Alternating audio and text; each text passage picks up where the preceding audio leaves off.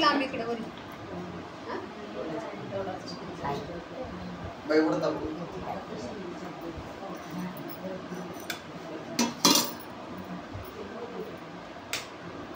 कुंडली गौरधारी विठ्ठल श्री ज्ञानदेव तुकाराम अवधूत चिंतन श्री गुरुदेव दत्त महाराज की जय।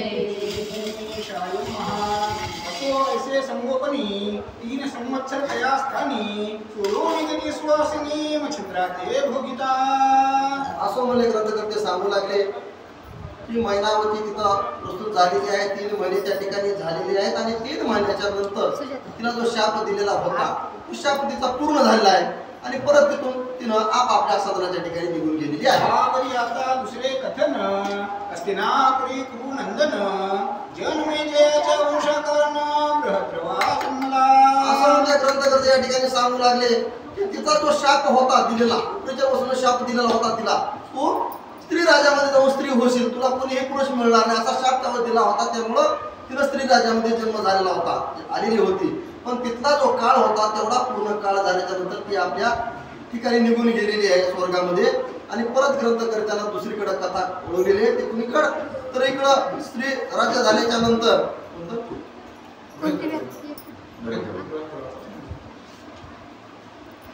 यावरी आता दुसरे कथन हस्तिनापुरी कुरुनंदन जन्मेजयाच्या वंशकर्ण बृहद्रव जन्मला। आता कथा कुठकडे आलेली आहे? हस्तिनापुरामध्ये जो जन्मजय नावाचा जो राजा होता त्याच्या वंशामध्ये 7व्या पिढी जे आज त्या ठिकाणी आहे त्या 7व्या पिढीचं कथन या ठिकाणी ग्रंथकर्ते आपल्याला सांगणार आहे। तो जन्मेजयापासून पुढती 7वा पुरुष वंशाप्रती 2,000 शती कली गेला से लोटुनी।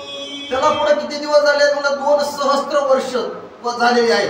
जन्मजय राजापासून पुढची 7वी पिढी असणारी ती त्या ठिकाणी आजही राज्य करते हस्तिनापुराच्या ठिकाणी।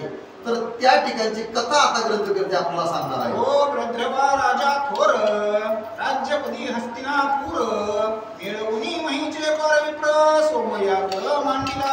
तो त्या ठिकाणी काय हस्तिनापुराच्या ठिकाणी जो भद्रश्रवा नावाचा जो राजा होता तो राजा त्या ठिकाणी राज्य करत होता। मग त्यानं काय केलं? त्याच्या मनात विचार आला की आपण या ठिकाणी एक यज्ञ करावा। मग यज्ञ करण्यासाठी काय लागतं? ब्राह्मण लागतात। 1 वर्ष यज्ञ करायचा। मग किती ब्राह्मण लागतील?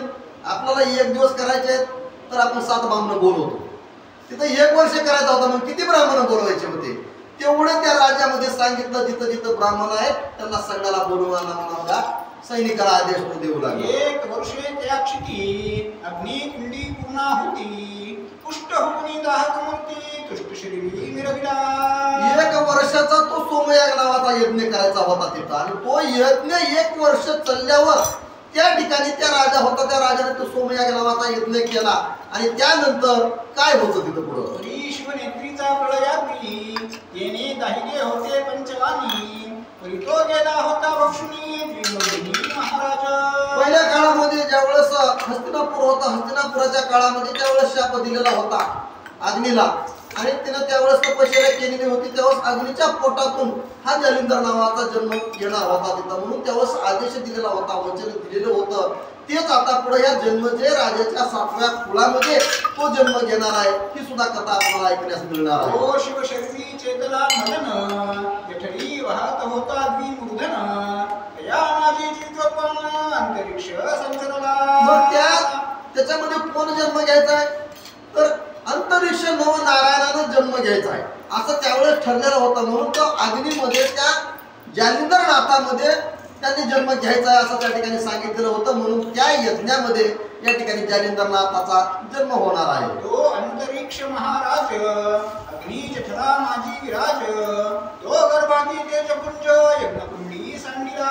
म्हणून अंतरिक्ष नवनारायणाचा अवतार त्या ठिकाणी जन्म घेणारा होता, म्हणून ते यज्ञ त्या ठिकाणी लावलेला होता आणि तो यज्ञ झाल्यावर त्यामध्ये नवनारायण अंतरिक्ष नवनारायणानं जन्म घ्यायचा आणि जालिंदर हे त्या ठिकाणी नाव करायचं असं सुद्धा ठरलेलं होतं। पूर्ण होताची यज्ञ आहुती शेष प्रसाद मिळवणी निभूती मग यज्ञकुंडी विप्राहुती रक्षा काढी प्रद्रवा। अशा प्रकारे किती 1 वर्षभर त्या ठिकाणी तो सोमयाग नावाचा यज्ञ चाललेला आहे मग यज्ञ झाल्यावर 1 वर्षाच्या नंतर ज्यावेळेस यज्ञ संपला आणि त्याच्यामधली राख काढण्यासाठी ज्यावेळेस सैनिक गेलेले आहेत त्यावेळेस ती साख सगळी राख काढू लागले आहेत आणि राख काढत असताना त्यांना काय दिसतं? हाते सलिल बाळ तेजाचे रक्षा स्पर्शता लागे हाते दृष्टी पाहता बाळाते मंजुळवत उदरकरी. होते काही ब्राह्मण त्या ठिकाणी होते, त्यांना सांगितलेलं होतं आता ही यज्ञ संपलेला आहे, मग ही राख जी आहे ती सगळी काढायची आणि बाजूला निवडून टाकायची. हे काम त्यांचं नित्यच चालू होतं म्हणून ब्राह्मण त्या ठिकाणी गेले, ते राख बाजूला काढू लागले. तर त्याच्यामध्ये एक नवीन बालक असणार तेजपुंज असं बालक त्यांच्या त्या हाताला तिथं लागलेलं आहे. तर तो पुराहित ज्ञानी बीज रायासी म्हणे महाराज यज्ञकुंडी तेजपुंज बाळ प्रसाद मिळविला. आता तिथं काय सगळे होते ब्राह्मण होते, ब्राह्मणाला पाहिल्याबरोबर त्या बाळाला उचलून घेतलं, लगेच राजाला बोलवलं आणि राजाला सांगितलं, राजा महाराज या ठिकाणी आपला यज्ञ संपन्न झाला हे बरोबर आहे, पण ज्यावेळेस आम्ही हे राग काढू लागलो त्यावेळेस हे सुंदर असं बालक या ठिकाणी भेटलेलं आहे. म्हणून त्या राजाला सगळी बातमी त्या विप्रानं सांगू लागलेली आहे. उचलूनी हाती बाळ धावी राया प्रती राग पाहुनी तेजस्ती परमचित्ती दोषला. आता काय तेवढं बाळ हातात घेतलेलं आहे, हातात घेऊन स्वतः पुढे घेतलेलं आहे आणि त्या राजाच्या पुढे नेऊन दाखवलेलं आहे.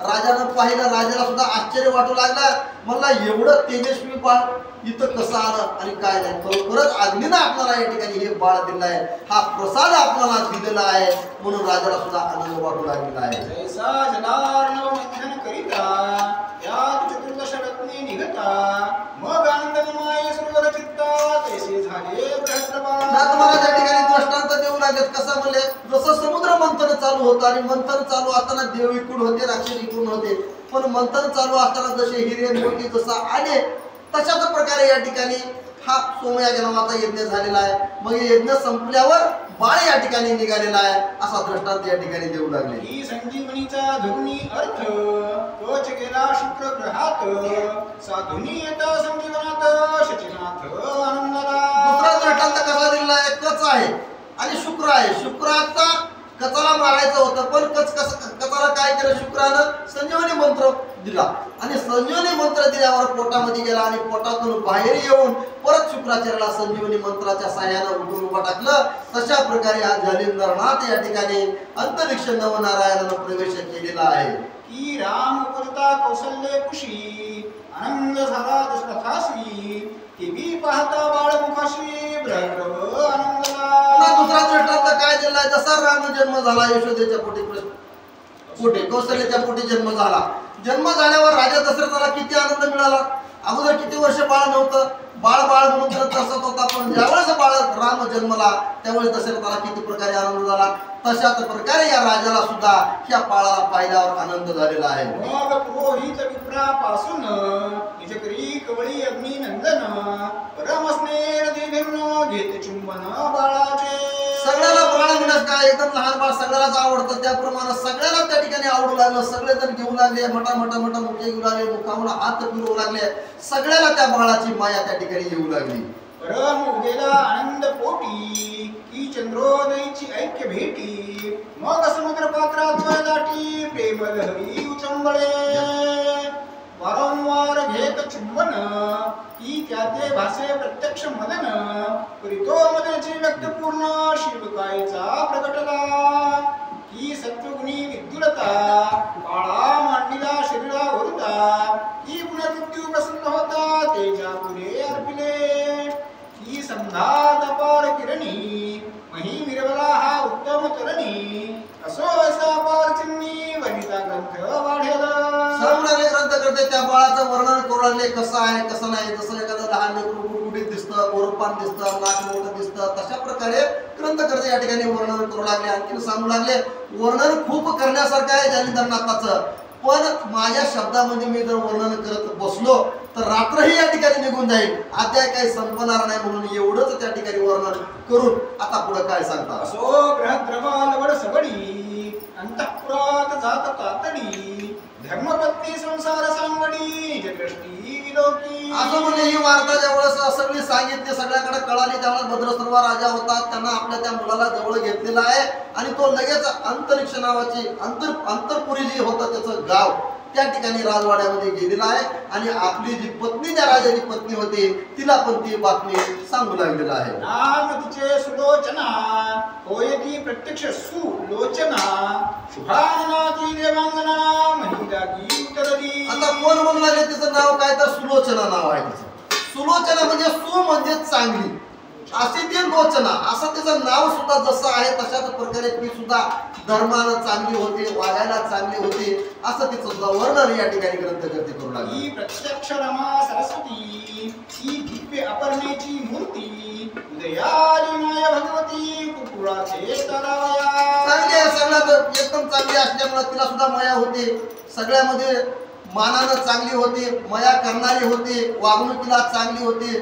जसे एखादी उमा आहे, उमा आणि शंकर जशा प्रकारे शोभतात तशाच प्रकारे ही राजा आणि राणी दोघही समसमान त्या ठिकाणी आहेत. तिचे पाहता चरण गंगोल कलसे मळीन शंतनू सारखे टाकुरी रत्न शिवमौळी विराजली. सांगू लागले आणखी कसं जसं चरण पाहिल्यावर एखादा आपण गंगेमध्ये स्नान करून आल्यावर कसं दिसतं पाणी गंगेतलं तशा प्रकारे तिचं सुद्धा शुभ्र असं पूर्ण शरीर होतं आणि तशाच प्रकारे ती सुद्धा चांगली होती असं सुद्धा या ठिकाणी वर्णन त्या स्त्रीचं करू लागलेले आहे. मात गंगा समान हाती देता पूव लागे गोष्टी असो तिने बालक देखत दृष्टी पुसे राहिला ते आवडीने. असं म्हणजे तिचं अशा प्रकारे वर्णन केलं आहे. वागणुकीला चांगली आहे, मनानं चांगली आहे, सगळ्या गोष्टीमध्ये चांगली असल्यामुळं तिला या ठिकाणी सुलोचना नाव असं पडलेलं आहे. नावात सुलोचन आणि वागण्यामध्ये सुद्धा सु म्हणजे चांगली होती असं या ठिकाणी सांगितलं. त्यावेळेस या राजानं त्या आपल्या पत्नीला धर्मपत्नीला सांगितलं हे असं बाळ आपल्याला अग्नीतून मिळालेलं आहे आणि ती तिच्या समोर धरलेलं. त्यावेळेस ती राणी काय बोलते म्हणे महाराजा विजय ध्वजा करी कवल्ये कवन आत्मजा माते भासे मित्रोजा दुसरा करणी आहे हा. त्यामुळे तिनं त्या बाळाला आपल्या जवळ घेतल्याबरोबर राजाला धन्यता देऊ लागली. म्हणजे खरोखरच मला कसं आहे म्हणजे आतापर्यंत मुलगा होता पण हे एकदम माझ्या मुलासारखं या ठिकाणी मला देवानं दिलेलं आहे. माझ्या पदरामध्ये हे दान माझ्या देवानं दिलेलं आहे म्हणून तिला सुद्धा आनंद वाटू लागलेला आहे. कुंडली गौरजय विठ्ठल श्री ज्ञानदेव तुकारा अवधूत चिंतन देव दत्त.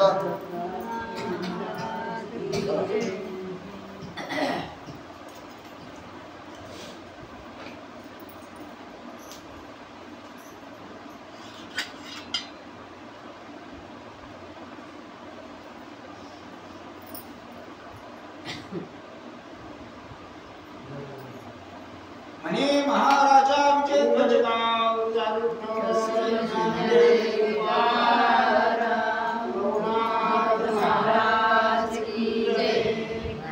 म्हणे महाराजा विजय ध्वजा करी कवळीले कवन आत्मजा माते भासे मित्र वजा दुसरा करणी आहे हा. राजाच्या काठेमध्ये बघितलं पुन्हा राजाला म्हणजे सुलोचन त्यावेळेस राणीनं राजाला म्हणायला सुरुवात केलं मालक तुम्ही आला पण तुमच्या ही कडेवर लेकरू कोणाचा आहे असा राजाला प्रश्न केल्यावर सुलोचना राजा काय सांगतो आपण ऐकू. एरू म्हणे ओ शुभाननी यज्ञकुंडी द्विमूर्धनी प्रसाद रूपे दिले तिनी राजस्तंभी मिरवावया.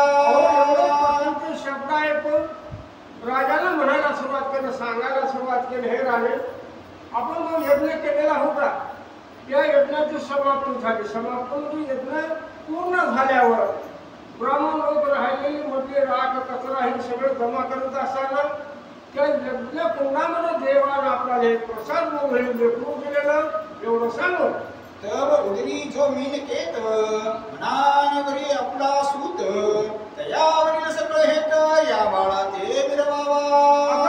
पूर्वीचा एक मुलगा होता म्हणून सांगितलेला आहे. ही मुलगा सापडला म्हणून एकत्र होता त्याला पूर्वीचा मुलगा होता पण राजानं आपल्या राणीला काय सांगितलं आपला जसा पहिला मुलगा आहे त्याच्यावर जेवढं आपण प्रेम करतो जेवढं माया करतो त्याचा लाड करतो जेवढं करतो ना हे सापडला किंवा उसना आणला म्हणून ह्याला परतून करायचा नाही. आपल्या पहिल्या मुलासारखा तो ह्याचा सांभाळ कर. तरी वंशासी मीन केत दिव्य स्वरूपा आहे सूत तयाचा पाठी राखा निश्चित ईश्वरी हा प्रेम. पहिल्या मुलाचं नाव काय मीन देत होतो पहिल्या मुलाचं नाव. आता हा पहिला म्हणजे थोरला झाला हा यज्ञकुंडामध्ये सापडलेला म्हणजे धाट्या झाला. आता आपण बाया म्हणत एकमेकाला एक मुलगा झाला होता बसका जाऊ नाही त्याला पाठीला का कुठे सहाय्य करण्याचा तर राहून टाकलं.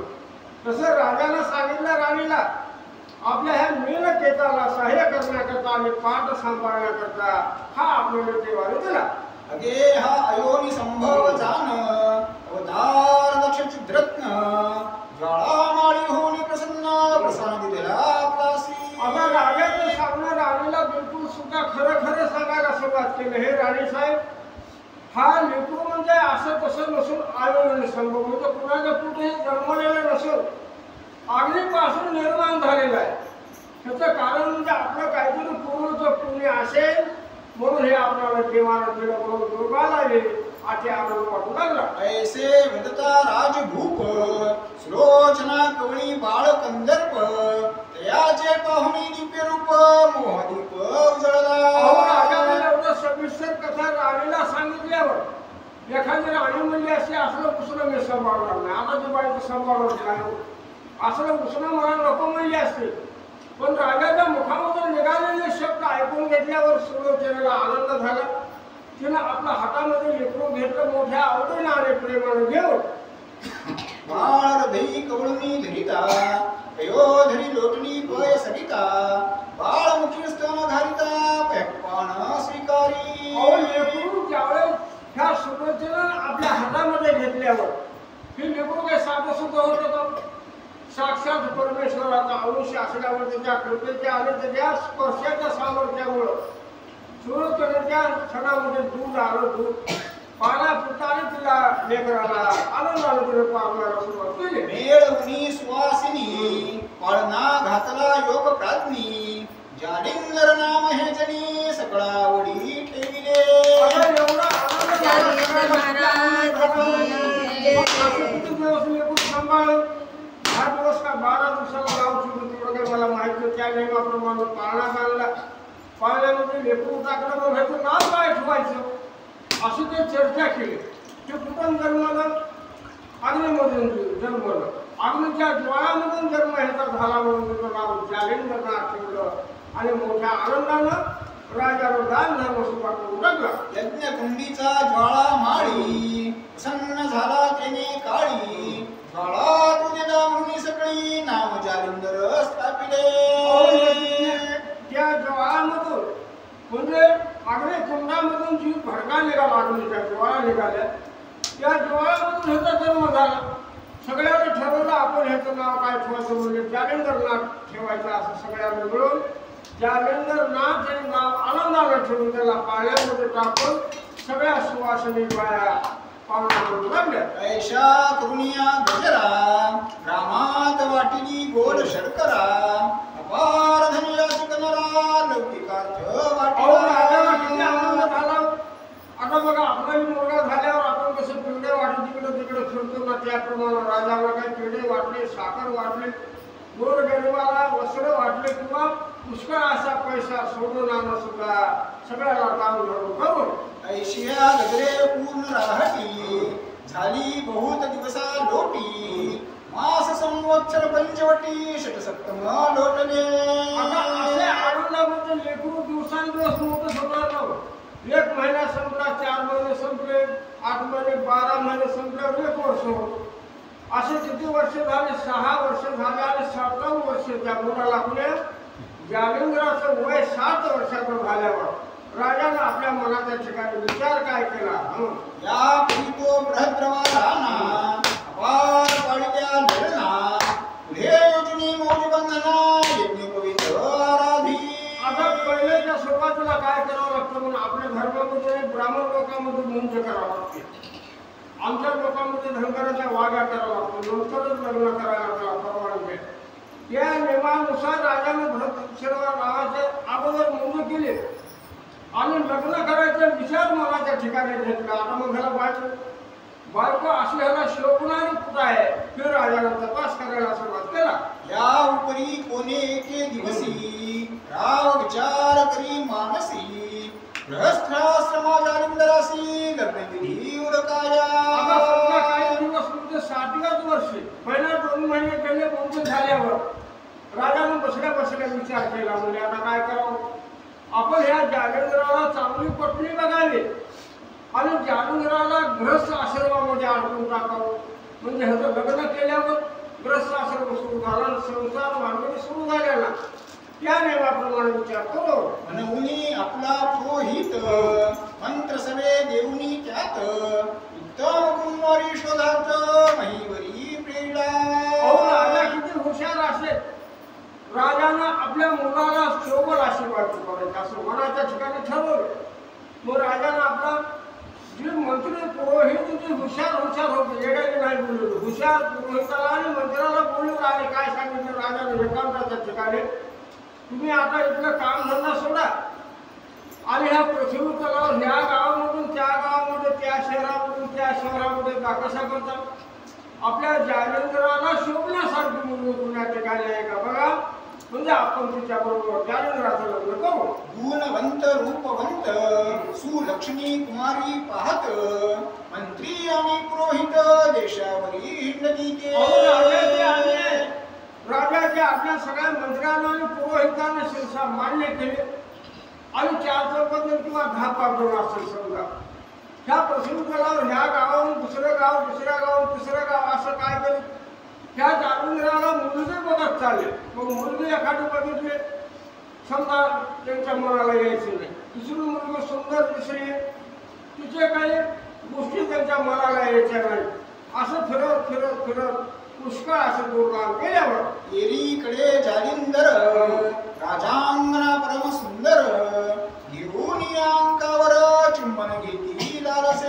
आता इकडे काय व्हायचं, हा जालिंदर मोठा झालेला होता, पण त्याची आवड लेकरा बाळाला. समजा आईला किती जरी लेकरू मोठं झालं तर आईला वाटते का माझं लेकरू मोठं झाले, लहानच आहे म्हणून त्याचं आई लाड कौतुक ज्याप्रमाणे करते ना, त्याप्रमाणे राजानं आणि राणीने करायला सुरुवात केली. परम स्नेहाने ऊर्ध्व दृष्टी पाहून बोले योग जेठी दुर्मीन मंत्री मम दृष्टी दिसत नाही कामाते.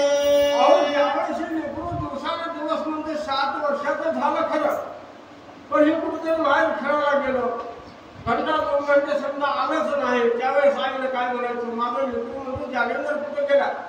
राजानं तसंच म्हणायचं, त्याला घडी घडीला आपल्या जवळ बोलवायचं, त्याला मांडीवर बसवायचं, त्याच्या डोक्यावर कृपेचा हात फिरवायचा आणि आनंदाने त्याच्याकडे बघायचं. एरी म्हणे पाडसा ऐके जो स्त्री करावया जनके रोहितानी मंत्री देखे पाठविले आहेत बा. असं तुला लाड कौतुक करत करत आपण जसं आपल्या मुलाला म्हणून लग्न करावं लागते, त्या नियमाप्रमाणे त्याला लाडानं पुन्हा राजाला आईनं काय सांगितलं, हे जालंधरा आता तुझं वय 7 वर्षाचं झालेलं आहे, त्या अर्थ तुझ्या 2 हाताचे 4 हात, आमच्या डोळ्यात एकच करावं आपण. मग त्याच्याकरता तुला बायको बघण्याकरता तुझं दिवसेंदिवशीमध्ये आले मंत्री आले, प्रधान आले, पुरोहित पाठवलेले, एवढे शब्द ऐकल्यावर एरू म्हणे स्त्री काय माता म्हणे बायकोसी म्हणावे एरू म्हणे मजदावावे बायका कशी जन्मी. आता 7 वर्षाचा विचार केल्यावर कळलं काय हो, ज्यावेळेस जालंधरानं आईच्या मुखामधून शब्द ऐकले काय तुझं लग्न करावं, त्यावेळेस जालंधरानं प्रश्न विचारला, आई लग्न कशाला म्हणते. त्यावेळेस आईनं काय सांगितलं, बाबा तुला बायको करावं लागते बायको.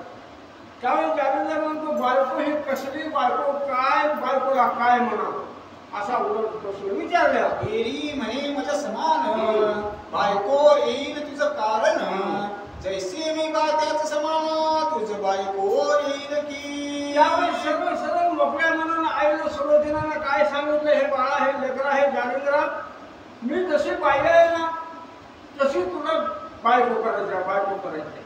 मी जशी तुझ्या वटाबरोबर रात्रंदिवस राहते ना, या नियमाप्रमाणे तुझी बायको तुझ्या बरोबर रात्रंदिवस राहील.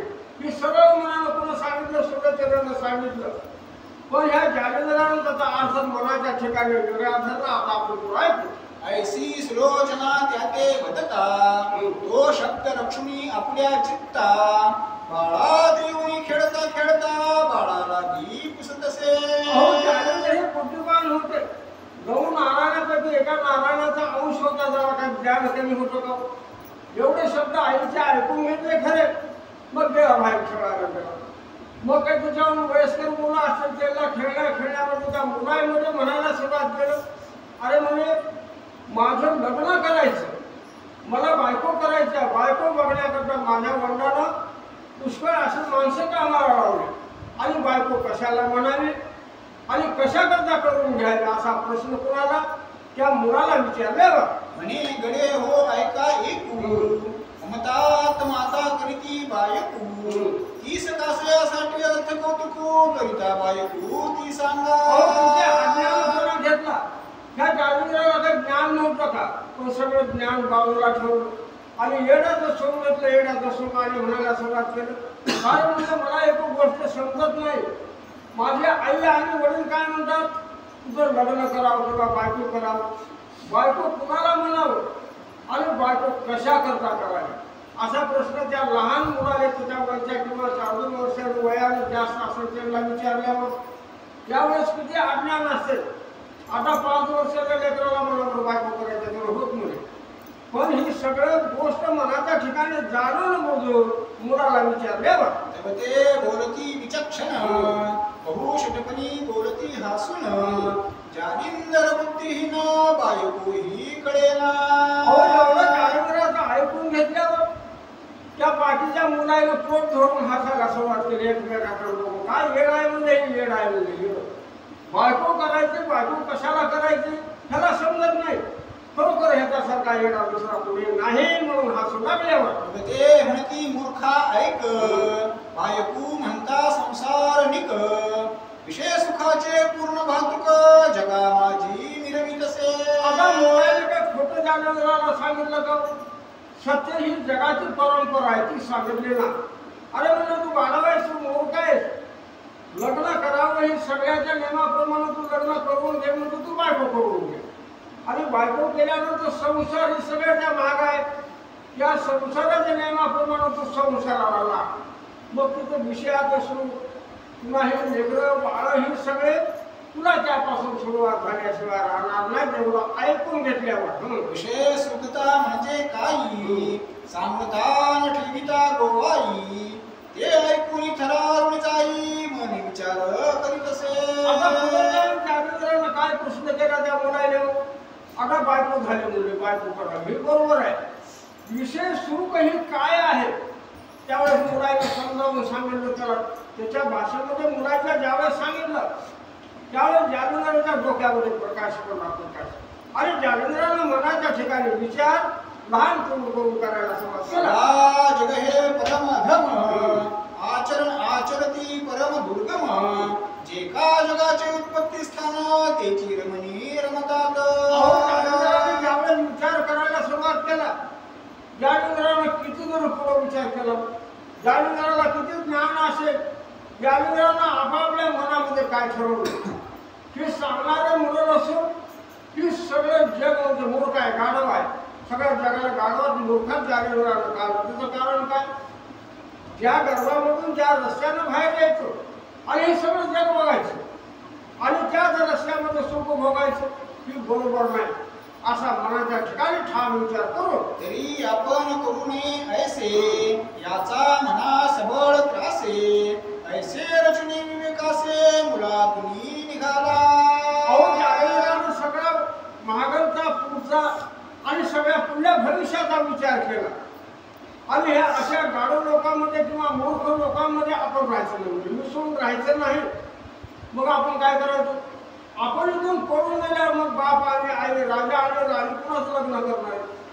मग आपण ह्या मुलांमधून किंवा ह्या घरून किंवा ह्या गावामधून किंवा ह्या आई वडिलापासून पळून जावं असं मनाच्या ठिकाणी ठरवलं. मनात ती करी विचार, मातेच्या शब्दासी पर, तरी ते करून व्यवहार अधर्मराशी दिसत असे. आता जे आईने सांगितलेलं आहे त्या गोष्टीची सुद्धा आठवण केली आणि सगळ्या गोष्टीचा मागलचा पुढचा विचार करून मनामध्ये काय ठरवलं हे अधर्मामध्ये अधर्म. त्या अधर्म रस्त्याने किंवा वाईट रस्त्याने आपण जायचं नाही आणि लग्न जर नाही केल्यावर आपण ह्याच्यामधून बाजूला राहू ना असं मनामध्ये ठरवलं. माता बोलती मज समान, कांता मिळवतसे चित्रत्न, तरी ती कांता मज माते समान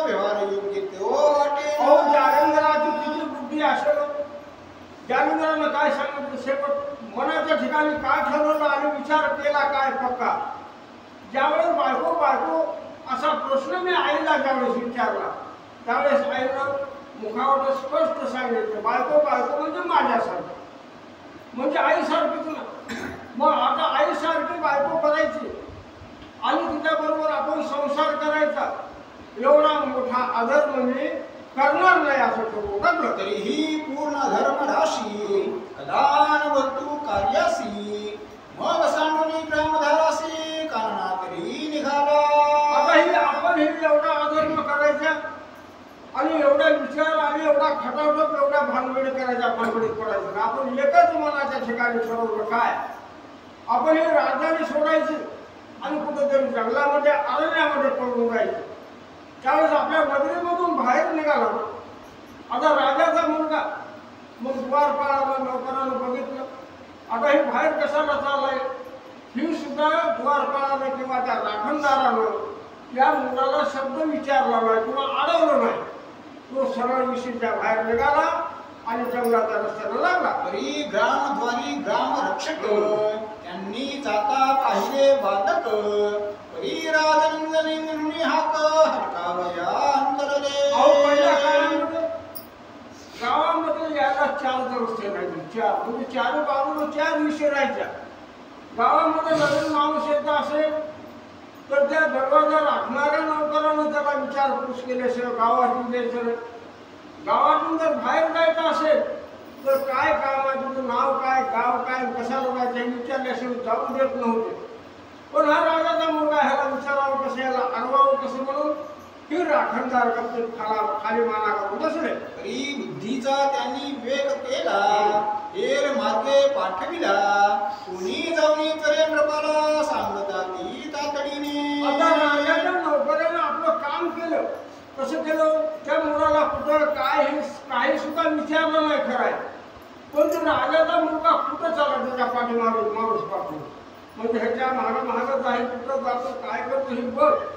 आणि लगेच राजाला 2-4 माणसं पाठवून ही बातमी काय, तुमचा मुलगा कुठं जरी बाहेर गेला ही सांगण्याकरता गेले. हे महाराज भुवननाथ इपिनी गेला आपला सूत राये ऐसा ऐकुनी व्रतांत आला धावत तातडीने. आता ती माणसं सेवक गेले आणि कुठं जाऊन राजाच्या दरबारामध्ये राजाला जाऊन सांगितलं, राजा आपला मुलगा जो जालिंदर नाथ आहे ना हा जंगलाच्या रस्त्यावर उतरून गेलेला आहे. त्यावेळेस राजाने काय केली का, थोडा देखील उशीर न लावता पुष्कळ असं आपल्याबरोबर माणसं सैन्य घेतलं आणि मुलगा पुण्या जंगलामध्ये पुण्या रस्त्यावर कुठं गेलेला आहे त्याला हुडकायला आणि बघायला सुरुवात केली. तरी तो चपळ विलक्षण म्हणे कोणी येईल धावून म्हणून मार्गाते सोडून महाकानन निघाला. आता एवढा मोठा राजा हुशार, पण राजा हुशार म्हणा का हा जालिंदर तिच्यापेक्षा हुशार म्हणा. जालिंदरानं मनामध्ये ठरवलं आता हे द्वारपाळ माझ्या वडिलाला म्हणजे राजाला सांगितल्याशिवाय राहणार नाही. राजा आपला लवाजमा घेऊन मला पकडण्याकरता आल्याशिवाय राहणार नाही. त्याच्याकरता काय करावं म्हणजे आपण ही रस्ता सोडा आणि आडमार्गानं जाऊ असं मनाच्या ठिकाणी ठरवलं आणि आडमार्गानं घाटा झोडपावलं. हा जालिंदर निघाला. त्या विपिनी तरू दाटी विशाल झाली तृण अफाटी त्यात संचरता हेर दृष्टी चुकून झाले पाहता. आता ह्या जालिंदरच्या पाठीमागं त्या द्वारपाळाने हेर पाठवला होता, माणूस पाठवलेला होता, कुकर जाते बघून त्याला देखील चकली मारली. आता उंच झाडं पुष्कळ असं झुडपाडं किंवा गवत ह्याच्यामध्ये चकली मारली आणि मागे येणाऱ्या सैन्याला सुद्धा कुणाला दिसलेला नाही असा घोर अरण्यामध्ये जाऊन. तरी तो योगेंद्र चपल बहुत जाता जाता एक पर्वत त्याची तरी धरुणी सूत उत्तर दिशे चालिला. आता हा चपळ आहे म्हणून सांगितलं. काय होईल म्हणजे ह्याला चपळपणानं म्हणजे मोठ्या गडबडीनं ह्या पर्वतावरून त्या पर्वतावर, त्या पर्वतावरून त्या पर्वतावर असं कुण्या दिशेला उत्तर दिशेचा मार्ग करला. एरीकडे नृपनाथ काननी निघाला शोध करीत परी शोध लागला दूत स्थानापर्यंत पुढे शोध लागला. आता इकडे राजाने आपल्या बरोबर 500 माणसं सैनिक घेतले आणि त्या अरण्यामध्ये सगळे झाडं झुडपं सगळ्या बघायला सुरुवात केल्या, पण कुणाला जर त्याचा ठाव ठिकाणा किंवा कुणाच्या नजरेला सुद्धा पडलेला नाही. त्यावेळेस राजा हताश झाला आणि मनामध्ये काय म्हणतो, आता परी बहु विपिन परी चालिंदराज न पावे दर्शन जैसा अमावास्येचा दिन चंद्रमणी लोपतसे. आता ह्या सगळ्या जणांनी मिळून काय केलं, सगळ्या दऱ्या खोऱ्या काय काय जेवढ्या अवघड असते तेवढ्या ठिकाणी बारीकीनं बघितलं. त्याला दृष्टांत काय दिलं, कुणातरी एका गणेश चतुर्थीला केव्हा तरी चंद्र बघत नाही, चंद्र सापडत नाही आणि दिसत नाही. तशा नियमाप्रमाणे हा एवढ्या सैन्याला कोणाला देखील भेटत नाही किंवा दिसत नाही. ऐसे झाले सकळाशी निराशपणे ग्रामासी एके झाली अनिशी शोक करिता सकळानी. अहो दिवसभर इकडे तिकडे जंगलामध्ये सगळं सैन्य फिरलं, पण कुठे ठाव ठिकाणा लागत नाही. सूर्य मावळाला गेला, सगळे आपापल्या परत आले, घरला आले, म्हणजे राजधानीमध्ये आले. आणि राजा आणि राणी आपल्या मुलाबद्दल लहान दुःख करत बसले. रायासह अपार जन पाहती आपलाले सदन परी बृहद्रवाणी सुलोचना परमट्टहास करिताती. आता नौकर चाकराला काय होते बघायची माणसं, सापडला काय नाही सापडला काय, आपापल्या घरला गेले, मस्त मजेशीर जेवण केले आणि झोपले. पण इकडे भरद्रवा राजा आणि राणी या दोघांना जेवायला नाही, अन्नाकडे बघायला सुद्धा नाही. रात्र त्याने जागून काढली. बाळ लीला खेळे अद्भुत आठवणी गाता हृदय करीत राव म्हणे हा अनुचित प्रसाद हातीचा पै गेला. अहो संध्याकाळी दोघांना दुःखामध्ये काय विचार करायला सुरुवात केला, पुन्हा सुलोचना राणीला आणि राजाला किती तरी मुलगा सुंदर होता. या मुलाचा किती आपण लाड कौतुक केलं, पण मुलगा आपल्याला चकडी मारून काय केला. त्यावेळेस राजाला काय सांगितलं, अचानक आपल्याला सापडला हा मुलगा नसून कुणा जरी देवाचा अवतार होता आणि त्याच्या आपल्यापासून 7 वर्ष राहायची बात असेल किंवा 7 वर्ष त्याला राहायला त्याने मागतो आणि आता तो आपापल्या कामाला सुरू केला. माझे अग्नी झाला प्रसन्न हा माझे कर्म गहन हातीचे गेले चित्रत्न काय करू उपाय हो.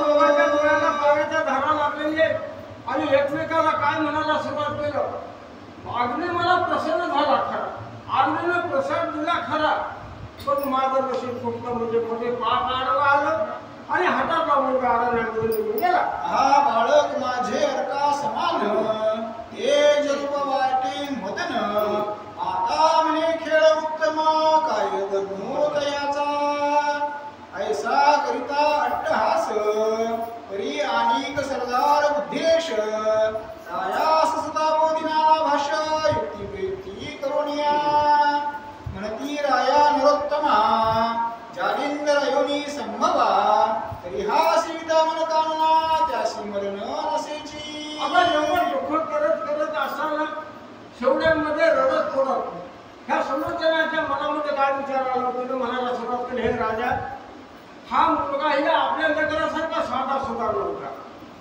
हा आळूने संभव होता आणि तो कुणा जर देवाचा अवतार असल्यामुळे आपल्यापासून तो थांबला नाही, तो निघून गेला. मही समुद्र वलयांकित शोध करू आम्ही निश्चित परी केव्हा तरी तुमचा सूत तुम्हा भेटेल महाराजा. एवढं दुःख झालेलं, डोळ्याला पाण्याच्या धारा लागलेल्या होत्या, पण आपल्या मालकाला काय म्हणायला सुरुवात केली, राजा आपल्यापासून पुष्कळ असे सैन्य आहे, नौकर आहे, चाकर आहेत, आपलं राज्य हे सगळं पृथ्वी आपलं राज्य आहे ना, हे सगळे पृथ्वी ते बघायचीच बघायचे. पुन्हा समुद्र वलयांकित जेवढे समुद्राच्या मध्ये ही पृथ्वी आहे तेवढं आपण बघायचं, शांत बसायचं नाही. कधीतरी आपल्याला तो सापडल्याशिवाय राहणार नाही असं राजाला राणी धीर देऊन सांगू लागले. तरी निसंशय करून धैर्य अगळी ठेवा मन ऐशा युक्ती करून रायसी शांत करिताती. अहो सुलोचना हुशार होते, बुद्धिवान होते, तिने आपल्या मार्गाला राजाला काहीतरी करून राजाच्या मनामध्ये दुःख काढायचं होतं ना. राजाला शेवट सांगितलं, तुम्ही विनाकारण मनाच्या ठिकाणचं दुःख काढा, म्हणजे दुःख काढा. आपण एवढे कष्ट घेतो ना, कष्टाला फळ परमेश्वर दिल्याशिवाय राहणार नाही, म्हणजे आपल्याला आपला मुलगा कधीतरी सापडेल एवढं समाधान सांगू.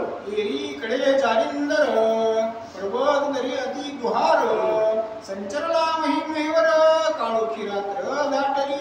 आता इकडली कथा करत करता लोकांचे राजाचे आणि राणीची पाऊल रचली आणि जालिंदर ज्यावेळेस जंगलामध्ये निघाला त्यावेळेस त्याला कुठं काही बसला का तुम्हाला बसायला नाही. आळस कंटाळा सगळा टाकून देऊन दिवसभर चढत शेवट काय झालं, सूर्य मावळायला गेला. त्यावेळेस थकवा आला, रस्ता दिसत नाही. त्यावेळेस जालिंदर एका ठिकाणी बसला किंवा झोपला. आता पुढं काय झालं तुम्ही सांगा. या माझी झाले विपरीत तिनी मनवा लागला बहुत पुढे ते कान अग्नी जाळीत तयापासी पातला. आता दिवसभर चढून चढून चढून राजाचा मुलगा कधी चालले त्याला थकवा आला. अंधार पडल्यावर रस्ता दिसना गेला. तर त्या डोंगरामध्ये गवतावर कुठेतरी दगडाच्या आडवं झोपून गेला. झोपून गेला, डोळे झाकले, झोप लागली, गाढ झोप लागली जालिंदराला. तेवढ्यामध्ये त्याच्या आजूबाजूला सगळा जंगल पेटला जंगल आणि एवढा अग्नी संपूर्ण वेळा दिला आगीमध्ये हा जालिंदर सापडला. तेव्हा त्या दरीत जालिंदर निद्रे व्यापिला तृण अपार तो जवळी आला वैश्वानर तृण भक्षावया कारणे. आता अग्नीला काय हो, बोलत आलं तर चालणार, पाळलं आलं तर चालणार. अग्नीला तुम्हाला काही सोडलंय का? असा अग्नी भडकत भडकत लागत लागत कुठं आला. ज्या ठिकाणी जालिंदर झोपलेला होता त्या जालिंदराच्या जवळ अग्नी आला आणि अग्नीनं नंतर काय केलं, तो बाळ गोमटे देखिले दृष्टी विस्मयो करी आपले पोटी हे बाळ मौदर जेठी उदय पावले होते की. आता एवढ्याची जाळ जवळ आला, सगळीकडे अग्नीने गडा दिला पण जालिंदराला जाग नाही.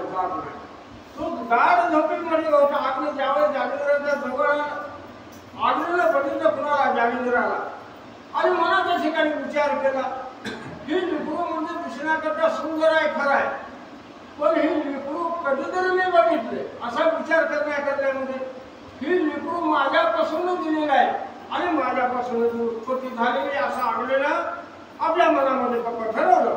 तम ठाव पाहुणी याते सांडिले होते म्या गर्भाते इथे याव्या कारण याते कापडले नकडकी. अहो अग्नी आहे अग्नी, पण अग्नीच्या मनामध्ये कुठे दया आली होत्या जालिंदराला बघून. अग्नीनं म्हणायला सुरुवात केलं काय, मी माझ्यापासून मुलाला जन्म दिला खरं आहे, मुलगा आनंदानं सुखानं समाधानानं राहावं म्हणून राजाच्या घरी वासवादन केलं, सुखा समाधानानं राहील म्हणून राजाच्या मी हवाली केलं. एवढं सुख असून हा मुलगा ह्या ठिकाणी कसा करता आला असेल असं मनाच्या ठिकाणी अग्नी बोलू लागला. मग शांत होऊन मूर्तिमंत बाळ करे केला जागृत अंकी घेऊन कुसे त्यात कारण कार्य येथे अहो एवढा यावया. मोठा अग्नी असून आपला अग्नी शांत झाला म्हणजे ज्वाळा बंद झाल्या आणि साक्षात अग्नी असा प्रकट झाला. आणि अग्नीनं मोठ्या गडबडीनं जालिंदराला झोपेवरून जागे केलं.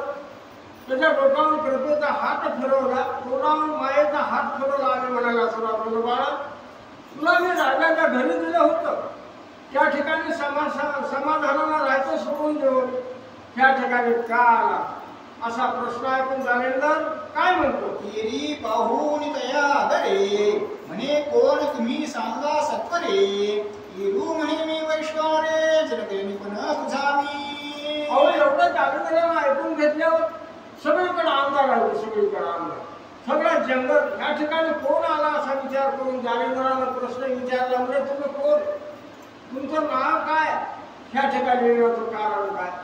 त्यावेळेस अग्नीनं सांगितलं, बाबा मी दुसरा इसरा कुणी नसून तुला जन्म देणारा माता आणि पिता मीच आहे. एवढे शब्द ऐकल्यावर येरू म्हणे जननी जनक कैसे होतील हर एक तो मुळा होणी कथा बाबक तया लागी सांगत असे. काय सांगितलं जालिंदराला, बाबा आम्ही दुसरे इसरे नसून तुझा जनक म्हणजे वडील म्हणजे मीच आहे, आई म्हणजे मीच आहे. त्यावेळी जालिंदराला ज्ञान होतं म्हणून जालिंदराला काय सांगितलं, आई आणि वडील कधी एक होतात का, एक दिसतात का. बरोबर आहे ना जालिंदराचा प्रश्न. या नियमाप्रमाणे ज्यावेळेस ऐकून घेतलं त्यावेळेस जालिंदराला पूर्ण आग्नेनं मनापासून घडलेली पूर्वकथा सांगायला सुरुवात केली. असो आता वैश्वानर पुढे पुढती निहिता पर ही कथा पुण्य धिंडी कुमार मालून हरीचा सांगे. आता ग्रंथ करतो तुम्हाला सांगतात जे ऐकणारे महान श्रोते मंडळी आहे ती श्रोते मंडळी ऐकणारी कशी आहे एवढी नाही म्हणून सांगितलं. बुद्धिवान माझ्यापेक्षा बुद्धिवान आहे असं कुणाचं म्हणणं आहे. ह्या ग्रंथ लिहिणारा ग्रंथकर्त्याचे म्हणणं आहे. आता इथपर्यंत आग्नेची आणि जालिंद्रनाथाची भेट झाली. आता ह्याच्या पुढे जर अध्याय किंवा कथा ह्या अध्यायात मी वाढीत बसलो तर रात्र होईल ऐकणारे करतात किंवा झोपी जाते त्याच्या पुढल्या अध्यायाची कथा होत्या होय. षष्टी श्री भक्ती कथा सार संमत गोरक्ष काव्य किमयागार सदा परिसोत भाविक चतुर्थ एकादश अध्याय ओढा.